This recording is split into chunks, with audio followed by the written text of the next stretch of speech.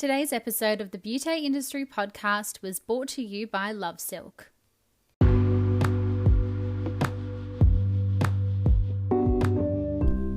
Hello and welcome to today's episode of the Beauty Industry Podcast, your online support community for the professional beauty industry, connecting you with educational pieces, innovative industry product and inspiration from industry experts. I am your host, founding director of Beauty Industry, Tamara Shaw. Have you ever wondered why your therapists aren't hitting their sales targets? They've passed beauty school, have attended the brand's product knowledge, and have a wonderful rapport with their clients, but for some reason the conversation isn't happening. Enter Beauty SaleMate to help you identify, boost, and manage your therapist sales in the most modern way yet. Beauty SaleMate is a brand new business to the beauty industry, however has a familiar face in Katie Lowndes as she enters the operations of sales consultant in her own realm. You may recognise Katie through her work with therapists on an international scale, with her experience in high-end day spas, product brands such as Elemis, and sailing treatment room involvement with Steiner cruise ships. In today's episode, we talk about why therapists struggle to create retail success and how client behaviours can influence the types of conversations that are being had in the treatment room. From Beauty SaleMate, today we welcome Katie Lowndes.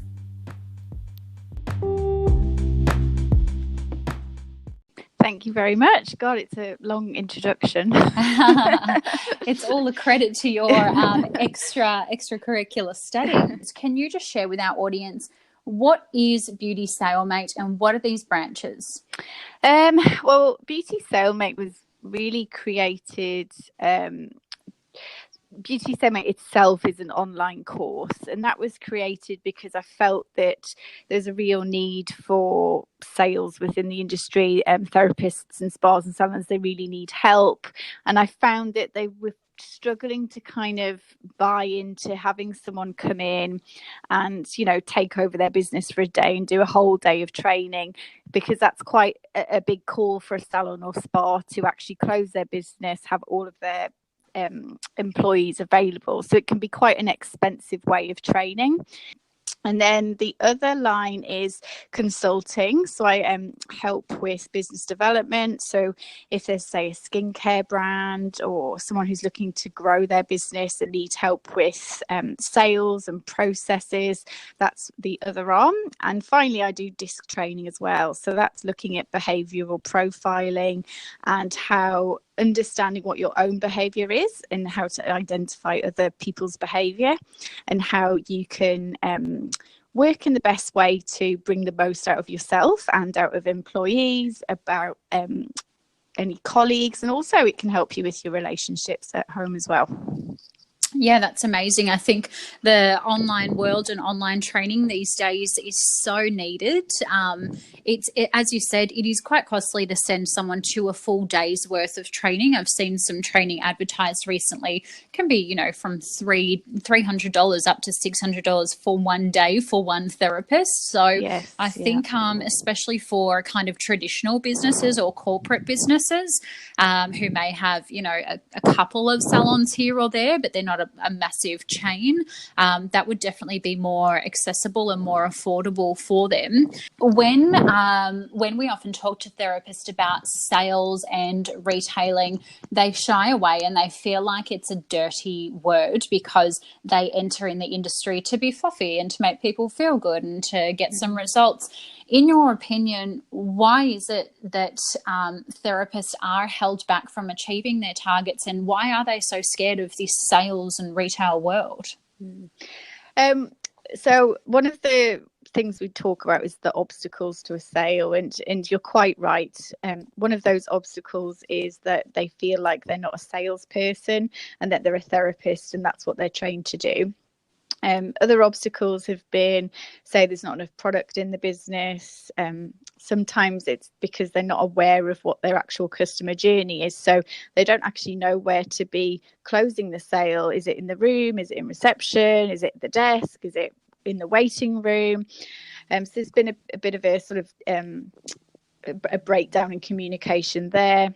And I also think one of the things is actually management. Management sometimes don't talk about it. Maybe they haven't enjoyed sales themselves in the past, so they're not coaching and talking about it enough.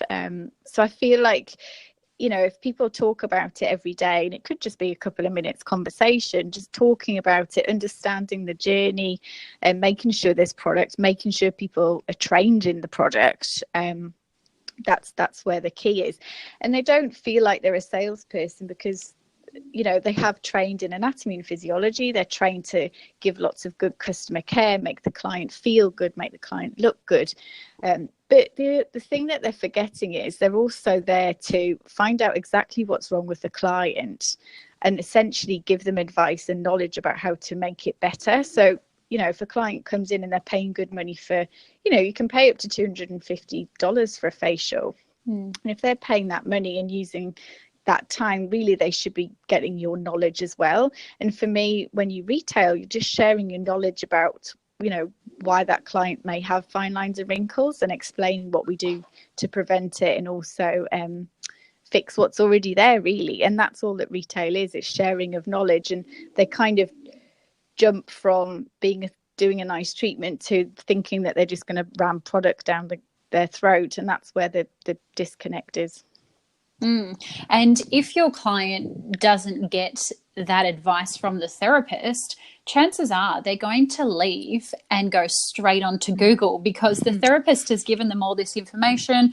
You might have dehydration, stop drinking so much coffee, drink more water, change over from a foamy cleanser to a creamy cleanser. And so we're kind of just giving them all of the stuff that is going to really lead into the funnel of the product sale. But at the same time, it's not saying here is the product in which you should actually be using instead. And so the client is going onto the internet, and then they're fed through the world of influencers and all of their kind of marketing jargon to really get the product purchased, right? Absolutely. I mean, when we look at the competitors that we're up against, you've got multi-level marketing. So you've got people who are setting up companies. There's many of them around at the moment. So you've got there's multi-level marketing. When your friends bought into a range of products and they're selling them. You've then got in-store retail, in-store places like Maya, Mecca, David Jones. You've then got your local high street chemist shops. You've got people Googling. You've also got TV, you've got online shopping with TVSN. And the business, I think, I haven't got it in front of me, but it was something like a $24 billion industry is skincare and beauty. And unfortunately, we're the ones who have all the information and also the knowledge to educate our clients. But unfortunately, we're not often giving that, so that they're going away, buying multiple items that don't work. And then they end up with a bathroom full of different skincare products that potentially haven't worked, they haven't enjoyed, or they weren't sure how to use it in the best way. And that's why we really need to take the opportunity of having that client with us for that amount of time, because there isn't anywhere else that you sit with a one-on-one with a client for an hour and a half, where you can actually educate and see their skin and help them as much as possible. I read something the other day that said when a consumer is walking around in a retail store, so like your Mecca, your David Jones, etc., 40% of them are actually on their mobile phones Googling that product. Isn't that crazy? I'm really not surprised. And this is the funny thing. I was actually in a store recently. I was in there just having a look. It was actually Elemis, and it was a Mecca store. And so I was in there and chatting to the girls, and a girl came over, and she had come to Mecca because she'd read about some Elemis products that she wanted to buy. And the staff were like, oh, you should chat to Katie, she really knows Elemis and she'll be able to help you. And basically this client, I started asking the questions you would ask in a consultation. How are you finding your skin? What kind of results are you looking for? What have you been using? Have you had any changes? But I quite quickly worked out that she would not care about actually what I said at this point, because she was purely there to buy what a blogger recommended her. And even though the blogger what she was recommending actually probably wasn't right for her skin. She just wanted it because the blogger used it. So she was literally willing to throw quite a lot of money, and I think she probably spent $500 or $600 at that one point, and she just wouldn't listen to anyone else. She just wanted to buy those products. And that to me is quite frightening, that people, you know, are willing to take that advice off someone that they don't know. It wasn't even advice, because, you know, I'm sure she hasn't spoken to the blogger and said, this is what my skin. The blogger's just said, I use this and I like it. She just thinks that, oh, well, if she uses it, then I'll use it. And that's quite scary. It's an influential world at the moment. And let me just tell our audience there that Katie's not just speaking about Elemis from no point of view. She's also the regional business director for Elemis across Australia and New Zealand. So she does know what she's talking about. And that's kind of where all of your merit comes from, I guess, in coming from that skincare brand. You've got that real life experience in dealing with first-hand beauty therapists and seeing their kind of barriers to selling and retailing. Yeah, I mean, it's been quite a while in the industry, and I've done a number of roles. I think now I look at it from a therapist point of view. You know, I had targets. I was doing 10 body massages a day at one point on cruise ships. I've managed a salon, I've managed a spa, I've managed a clinic, you know, and then working for a distributor in skincare, looking at retail and sales from all of those different hats and understanding exactly what each person's going through and why is kind of, I suppose, taking me to this point, which is identifying a need and trying to help people feel better about it and more confident and comfortable. Yeah, I love that.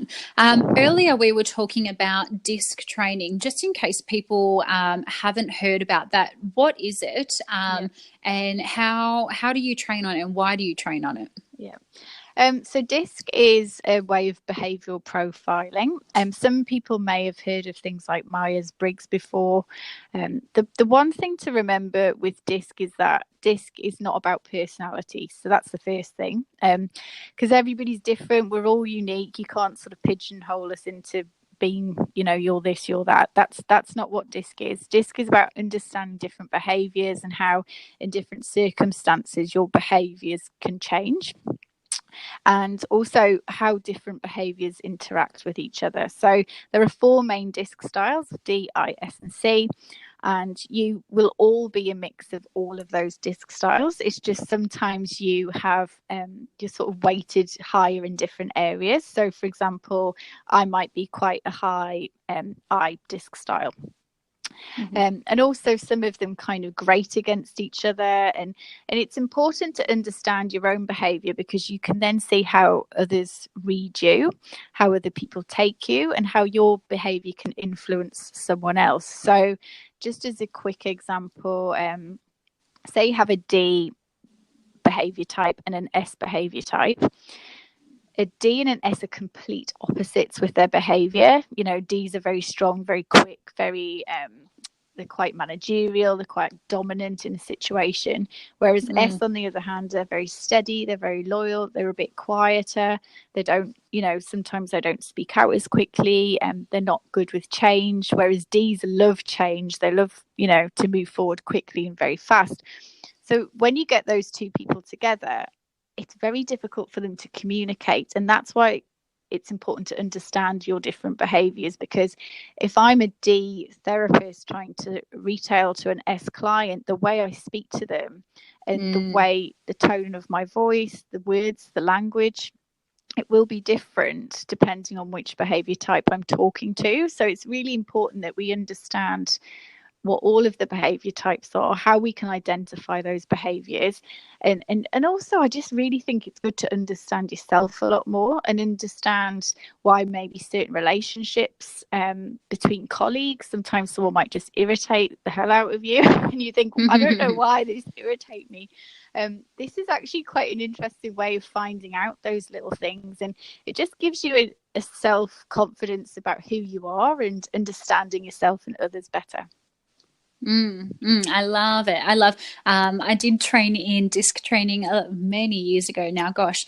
And it's kind of like it's kind of like being a little chameleon, isn't it? Because once you kind of understand those 4 profiles, if you're a dominant personality, the D, and then you realize your client's an S, you can kind of almost mold into, well, slowing down your language, having a quieter voice, being a little bit more patient, and then that way that definitely will help in terms of getting your retail figures up and out there, because you're more so registering with the client at that stage. Yeah, definitely. I mean, there's a lot of history where, you've had therapists who just seem to be struggling with sales, but as soon as they understand the behavior types, they feel fine. So, for example, I used to get a lot of clients, they'd run in to the treatment room and, I don't want a consultation, I haven't got time. They'd be naked on the bed before you even shut the door. And then it just kind of put the therapist really, a lot of us therapists will be an S disc style. It's just our nature. It's kind of how, it's why we're doing what we do. Not all of them, but a lot of them.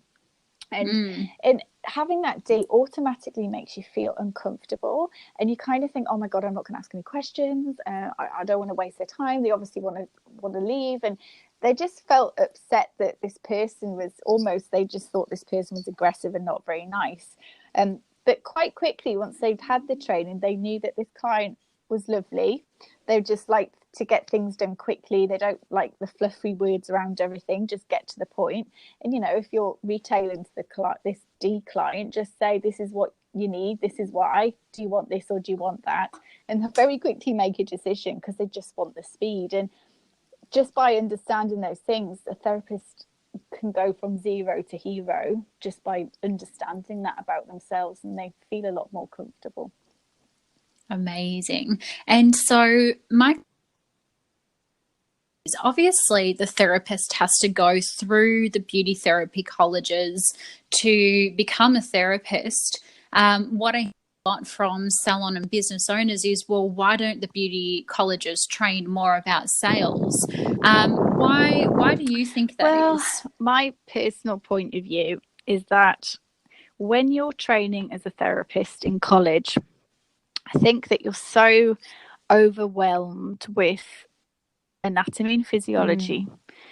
You're sitting a test, I don't know, about doing a facial, and you're thinking about, right, what move comes next in the massage, what product comes next, what do I need to know about that product and why? And I think there's so much information that you and I know, as soon as you leave college, you kind of end up starting training again, when you get that first job in the salon. I remember my first salon job, and even though I was trained in everything and did very well, I still felt like I, had to watch them do a manicure and a pedicure and see how they do it. And they would watch me and make sure I was okay. And I think sales at that point, just, you were so busy trying to learn all of the other stuff, it just took a big back seat.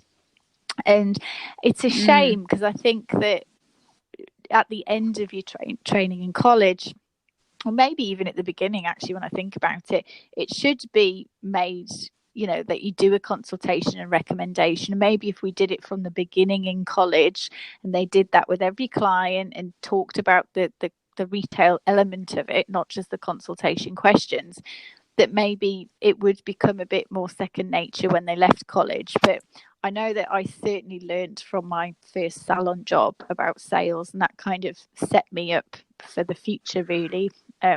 So yes, I do think it should be in colleges a little bit more, but I also understand from a therapist point of view, it can be very overwhelming trying to learn everything. Yeah, absolutely. I agree so much. I think even, in previous roles of mine, I've taught therapists who are fully qualified, but maybe in their clinic or their spa, how to do a massage. And then I would say, X, Y, and Z products are associated with the massage. There might be a scrub or a muscle balm or whatever it is. But, let's just learn the massage today, and then we'll get to the products later. However, exactly as you're saying, I think if it was kind of embedded in the initial training, so this is how you do the massage, but let's talk about the consultation, planting that seed. Then when you're doing the massage, you're kind of wowing the client. And then at the end, you don't have to work so hard to sell that product. You're absolutely right. And the crazy thing is that at college, that's the best time for them, because they are learning the anatomy and physiology. So in massage, for example, you're learning all the muscles, you're learning, why do people have stress? What is muscle tension? What's happening in the muscle? That's when they learn all of that. So if the teachers just said, you know what, to sell that muscle balm that you just talked about, you just have to explain what's happening in the muscles to the client and explain that they're tight, they're short, they need lengthening, and we need to help, remove any lactic acid. And just by doing that, they get a sale. And that's probably they're at that time when they could be influenced and could be taught how to do it, because that's the link into good sales, having that anatomy and physiology understanding. And I think sometimes, not all the time, some of that knowledge disappears when they leave, and I think they just need to understand that they need to apply that knowledge and share it with their client in a language that the client will understand. So it's been an absolute pleasure speaking to you today. We'll wrap it up here. You and I could speak about sales and retailing forever. Yeah, because we're so passionate about it. But as always, if you have loved today's podcast, make sure you give us a 5-star rating. Feel free to subscribe and leave us a little review about today's episode or the podcast in general. And don't forget to follow us on all of the social channels. We've had lots of giveaways lately, and I'd love to keep on giving them away to our member community who is so dedicated and passionate to listening to the podcast. So big love to you all. Until next time, stay connected.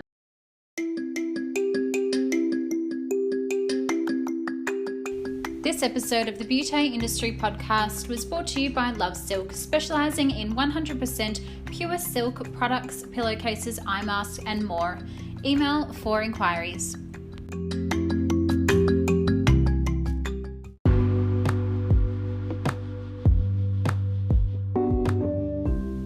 Thanks for tuning in to episode 14 with Katie Lowndes. Episode 15 next Monday, we chat with Sophie Gillard of Botanica Day Spa on how her and her team create a 5-star service. Until next time, stay connected.